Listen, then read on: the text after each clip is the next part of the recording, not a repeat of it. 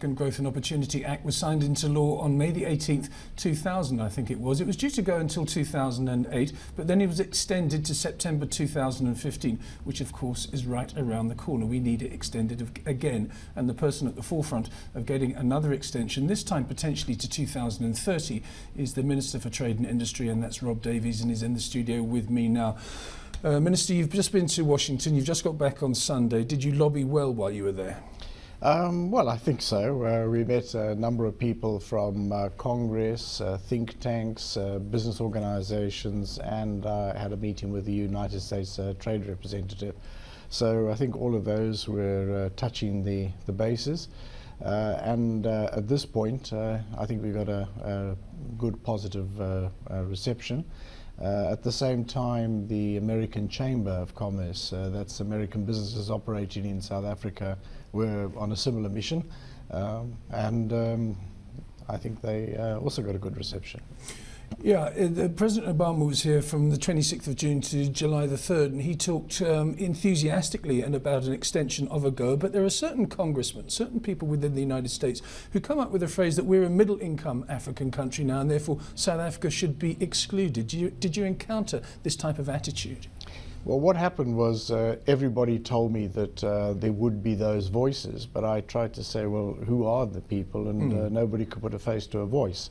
And I think that it's at an early stage of the process.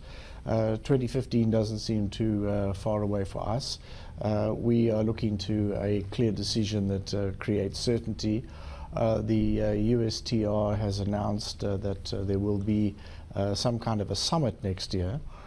President Obama will invite leaders from Africa to go there, and they will announce their thinking at that point. And so Washington's in a thinking mode at the moment, and we were trying to influence that thinking that's going on there. There are some people that say that it hasn't been that much of a success, but when you see the numbers, I think that you can say that, okay, it hasn't been quite as successful as many people would have hoped, but it has been successful, and in certain different industries, and it has changed over the years. We're 13 years into AGOA now, and it was to do with textiles and apparel, but now there's, of course, with Nigeria and Angola, who are probably the two biggest beneficiaries of AGOA with their energy exports. But from your point of view, could you sort of characterize that last 13 years? Well, we are the country that has used the biggest breadth of tariff lines. Many countries have used only apparel or energy, and that's been held out as one of the problems with it. But I pointed out that from the South African point of view, what AGOA has underpinned is a growing trade relationship. Our trade with the United States is practically back to where it was in 2008, which is not the case with many of our partners in the EU. It's balanced. It's about 61 billion rand each way, and it includes a proportion of value-added products. So I said, and if you look at it bilaterally, it's the kind of trade outcome that I think we would have all been talking about. And the reasons why other countries have not been able to make bigger use of AGOA is not really because of the design of the trade arrangement per se, but because of capacity issues. So I was telling all the audiences in the United States about the integration programs, the industrialization, the infrastructure development on the African continent, and I said this is the kind of areas that have got to be addressed if we're going to make greater use of this, and these are the things that are going to preoccupy us over the next 10 to 15 years, and suggested that they would have opportunities for United States companies in the infrastructure build, in industrial investments, and that there's some of their programs like Power Africa, which are trying to address issues of electricity generation on the African continent, which could be built on and enlarged as a basis for strengthening some of the real economy underpinnings of hopefully a more broader use of the AGOA opportunities. One of the things you do say is the reason you want a 15-year extension, which is double the last extension, actually more than double the last extension, is because it will give us,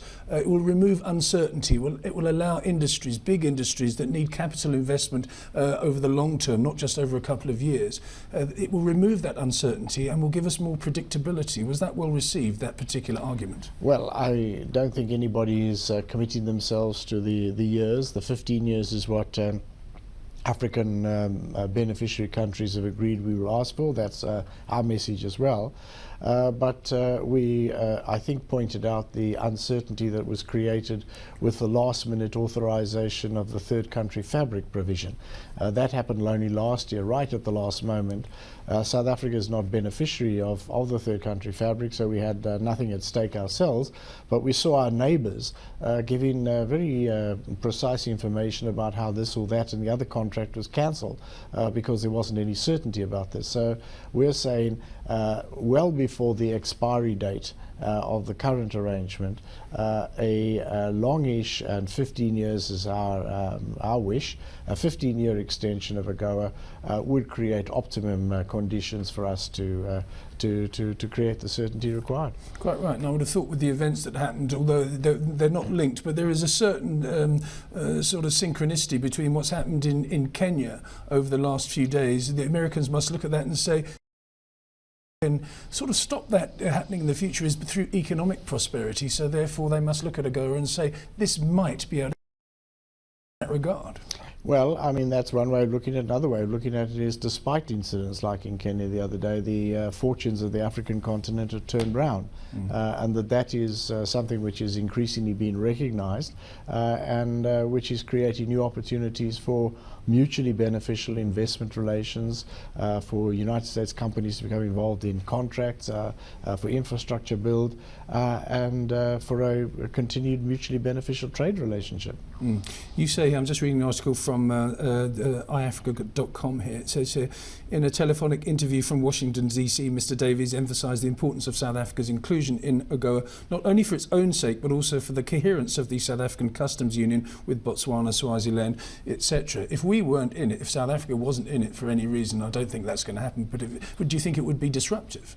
Well, I think if we were just sort of left out and everybody else was in, that would be one thing. But if there was an attempt to put in place the alternative, which would be a free trade agreement, a free trade agreement would not be a free trade agreement between South Africa and the United States. It would be between SACU and the United States. So it would involve also other customs union countries. We've gone through that exercise earlier with the United States, and one of the problems is that the United States format for FTAs includes a whole lot of binding commitments in areas like intellectual property, competition law and things like that, and we don't in SACU have common positions on those as we stand right now. So binding commitments on all of those with all of us, from Lesotho through to ourselves, is not actually something that's going to be easy to bring about.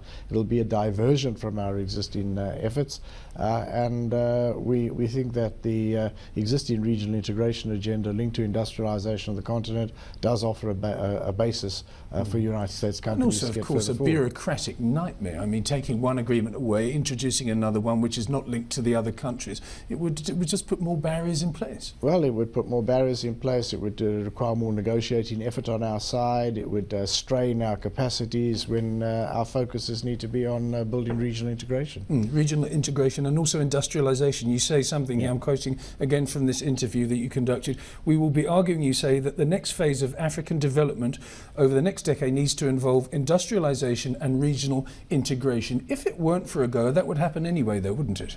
Well, I think that we're going to be doing this anyway. We've said that we can't hope to continue to prosper as producers and exporters of primary mineral products. We've actually got to add value to whatever it is we produce. We've got to industrialize the continent. And one of the lessons I think that's coming out, which was recently underscored by UNCTAD in its Trade and Development Report, is that the opportunities we have of industrializing through just exporting to the rich world are not there any longer, not on the scale they used to be. We've got to turn to our domestic markets. As individual countries, our domestic markets are too small.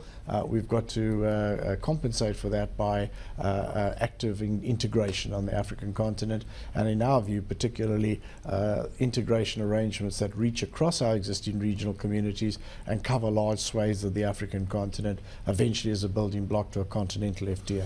Minister, finally and briefly, you've just lobbied in Washington. You've also been talking about Mr. Obama calling another meeting. What's the next step?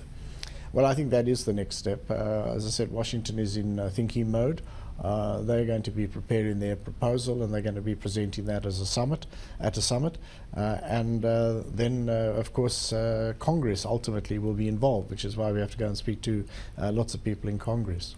Minister, thanks so much for your time Thank this you very lunchtime. much. That's Minister of Trade and Industry, and that's Rob Davies.